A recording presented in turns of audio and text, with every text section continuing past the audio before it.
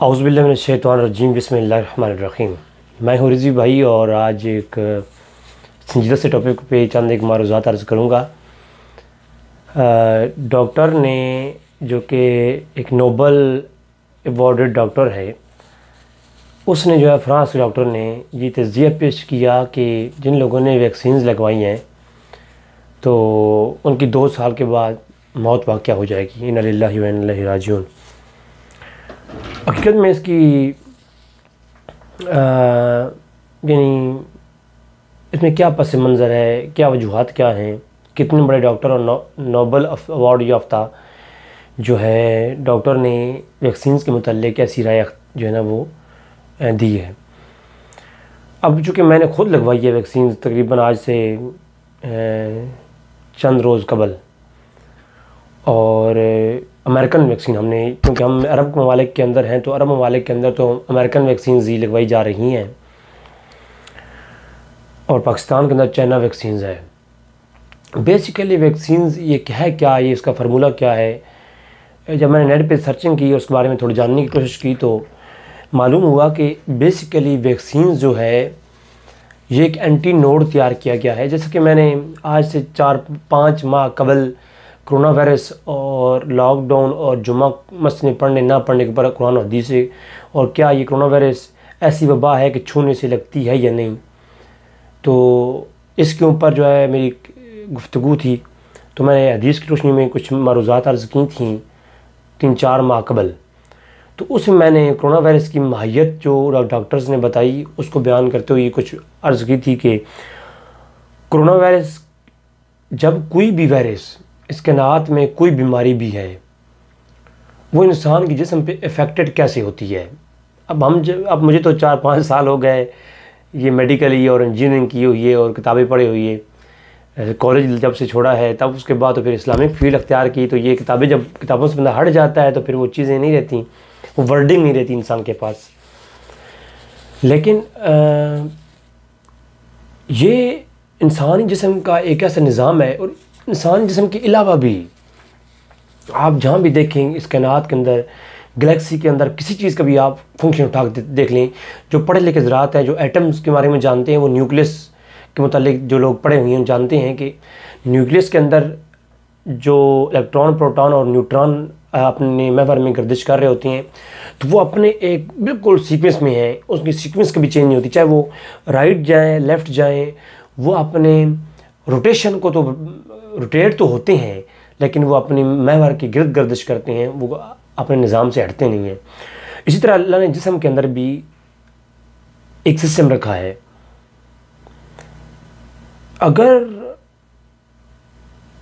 कोई जरासीम भी, कोई वायरस भी, कोई बीमारी का ऐसा अंसर आपके जिस्म में किसी ज़रिए से भी दाखिल होता है तो अल्लाह तबारक व तआला ने ऐसा सिस्टम रखा हुआ है कि आगे से एक निज़ाम उसके ख़िलाफ़ खड़ा हो जाता है। जो चीज़ जिस्म के लिए बेहतर है, जो जिस्म एक्सेप्ट करता है, जो वो जिस्म में जाती है तो जिस्म उसको वेलकम करता है और उस चीज़ की ज़रूरत जिस्म में जहाँ है वो जिस्म वहाँ पहुँचाता है।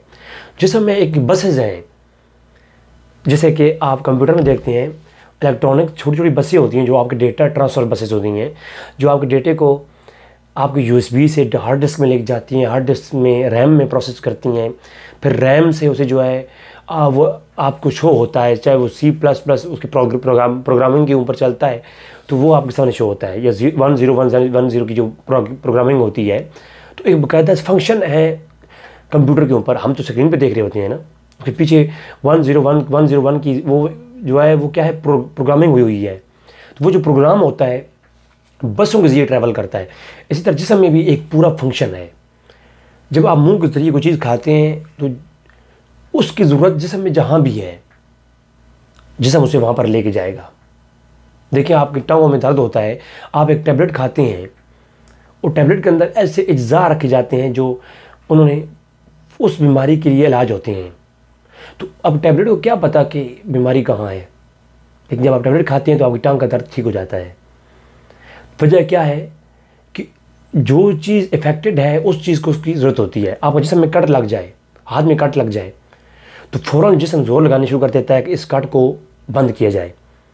आप अगर उसकी थोड़ी केयर करते रहें तो वो खुद कुछ दिनों के बाद वो कोई चीज़ ना भी लगाएं, कोई कट लगने पर कोई उसका इलाज ना भी करें, फ़कत आप उसकी केयर करें, उसके अंदर मज़ीद जरासीम और बैक्टीरियाज वगैरह ना जाने दें, उसको साफ़ रखें ज़ख़म को, वो ज़ख़म खुद चंद रोज़ के बाद क्लोज़ हो जाएगा। क्योंकि जिस्म में ये अल्लाह ने सलाहियत रखी है कि वो चीज़ों को जोड़ता है। इसी तरह कोई वायरस भी हो, बुखार का वायरस कोई भी, जब वो दाखिल होता है तो जिस्म उसको ऐसे, हमारे जिस्म में हज़ारों वायरसेस रोज़ाना की बुनियाद पर दाखिल होते हैं, लेकिन वो अंदर जाते ही हमारा जो वो एंटी वायरस सिस्टम है, वो एमोनीस जो हमारा सिस्टम है जिस्म के अंदर, वो उसके साथ लड़ाई करके उसे ख़त्म कर देता है, उसे मार देता है जरासीम को। हमें बीमारी नहीं होती, हमें मालूम नहीं होता कि हमारे अंदर कोई जिस्म में जरासीम गया नहीं गया। जब हमें बुखार होता है या हमारे सर में दर्द होता है, इसका मतलब ये है कोई वायरस ऐसा दाखिल हुआ है हमारे जिस्म में जिससे हमारा जिस्म लड़ाई तो कर रहा है लेकिन उसे मार नहीं पा रहा, दोनों तरफ से मुकाबला अच्छा हो रहा है, फिर हमारे जिस्म में तकलीफ़ हो रही होती है। जबकि ये जो वायरस था कोरोना वायरस, इसका इशू कुछ अलग था। ये जब जिस्म में दाखिल होता है तो जिस्म के एंटीनोड इम्यूनी सिस्टम को मालूम ही नहीं होता कि हमारे अंदर कोई हमारा दुश्मन दाखिल हो चुका जिसका वो आगे से लड़ाई करें। यानी ऐसा दुश्मन अगर डायरेक्ट हमारे मुल्क पर कोई हमला कर देना तो फ़ौज तैयार खड़ी हुई है, लेकिन हमारे मुल्क में रहने वाले हज़रात में अगर ऐसा कोई लोग आके रहने लग जाएं जो हमारे ही लोगों जैसे हो जाएं और हमें मालूम ही ना हो ये हमारे हैं या अपने हैं या बेगाने हैं, तो हमारा वो नुकसान करेंगे, खुदकुश हमले करेंगे, कुछ और करेंगे, हमें मालूम ही नहीं होगा क्योंकि वो हमारे अंदर रह रहे हैं। कोरोना वायरस की गेम कुछ इस तरह की है। कोरोना वायरस जब मुंह के ज़रिए या नाक के ज़रिए दाखिल होता है तो उसका 3-4 हफ्ते तो मालूम ही नहीं होता कि हमारे अंदर कोई जिस्म में कोई जरासीम गया भी है कि नहीं गया। लिहाजा फिर उसका अंजाम क्या होता है? उसका अंजाम ये होता है कि वो वायरस हमारा अंदर से निज़ाम खोखला कर देता है। जब इम्यूनी सिस्टम को मालूम होता है ना कि हमारा साथ ये तुम्हारा दुश्मन है, उस वक्त तक वो काफ़ी सारा अपना काम कर चुका होता है। अब उसकी रिकवरिंग करते करते वक्त लगता है, बाज़ औक़ात लोगों की रिकवरिंग होती नहीं है क्योंकि हमारा दुश्मन हमारा नुकसान ही वो करता है जिसको रिकवरिंग करने में थोड़ा वक्त लगे या वो रिकवरी हो ही ना। कोरोना वायरस का कुछ इशू इस तरह का है। अब ये जो वैक्सीन हमने लगवाई हैं, अगर उस बंदे की बात अगर मान लें कि ठीक है तो ये तो मौत शहादत की मौत है। पहली बात तो ये मुसलमान तो इसे डरते नहीं है, ये तो शहादत की मौत है। बल्कि उस दिन मैं एक रिवायत पढ़ रहा था कि अल-मुअज्जम अल-औसत के अंदर ये रिवायत है कि अल्लाह के रसूल ने फरमाया कि ए मेरे प्यारे साहबा, शहीद कौन है? फरमाया जो अल्लाह की राह में लड़ता हुआ कट गया वो शहीद है। तो अल्लाह के रसूल ने फरमाया इस तरह तो मेरी उम्मत में तो बहुत शहीद बहुत कम होंगे। हजूर कुछ नावल फरमा रहे थे, फिर हजूर ने साहब ने फरमाया मेरी उम्मत में जो बीमारी से फौत हुआ वो भी शहीद, जो अहल व अयाल के लिए लड़ते हुए मर गया वो भी शहीद, जो अपनी रोज़ी रोटी कमाते हुए हलाल की मर गया वो भी शहीद। यानी हजूर ने कोई 5 से 7 लोग ऐसे गिने जो शहीद हैं। जो तालीम लेते हुए इल्म की राह में मर गया वो भी शहीद। तो हजूर ने इतने शहीद गिने, तो बीमारी से जो मरने वाला वो भी कौन? वो भी शहीद। तो अल-गर्ज़ कहने का मकसद ये है, तो हम मुसलमान तो डरते नहीं है, पहली बात है वैक्सीन से। दूसरी बात, मैंने जब वैक्सीन को लगवाया 2 दिन मुझे सख्त बुखार रहा, तो मैं इस पर रिसर्च करने लगा कि ऐसी इन्होंने क्या चीज़ इसमें डाली है, क्या चीज़ है। तो ये बेसिकली ये है कि ये हमारे जिस्म में जब दाखिल करते हैं ये लोग, तो वो हमारे जिस्म में एक साइड से एंटर होती है वैक्सीन, वो पूरे जिस्म के अंदर से ना ज़ोर लगा करके आपके खुलियों को डिस्टर्ब करके वैक्सीन पूरे जिस्म में फैलती है। अब चाइना वैक्सीन तो है जो चाइना की, तो उसमें ये चीज़ नहीं है, वो तो जिस्म के मोटे मोटे हिस्सों में वो फैल जाती है। लेकिन जो अमेरिकन वैक्सीन हमने लगवाई है वो इस तरह से है कि वो पूरे जिस्म में ना खुलियों को तबाह करके अंदर से गुजरती है और पूरे जिस्म में, बेशक इसका है साइड इफ़ेक्ट तो होंगे, ये कोई नहीं कहे कि इसके साइड इफ़ेक्ट नहीं है, साइड इफ़ेक्ट से इसको है ही है।